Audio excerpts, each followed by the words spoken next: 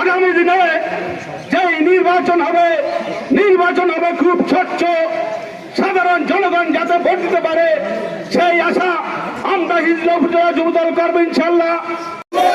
পরিবারের স্বার্থে, জনগণের স্বার্থে, ধানের শীষের স্বার্থে এই সিট, বিএনপির সিট, এই সিটকে ধানের শীষের প্রার্থীকে আমরা খালেদা জিয়াকে উপহার দিব। আমি আমার হিজলা উপজেলার আহ্বায়ক এবং সদস্য সচিবের কথার সাথে তাল মিলিয়ে বলতে চাই, দেশ নায়ক তারেক রহমান, দেশনেত্রী বেগম খালেদা জিয়া বাংলাদেশের গণতন্ত্রের জন্য, বাংলাদেশের সার্বভৌমত্বের জন্য, বাংলাদেশের ভালোর জন্য যে সর্বোচ্চ ত্যাগ স্বীকার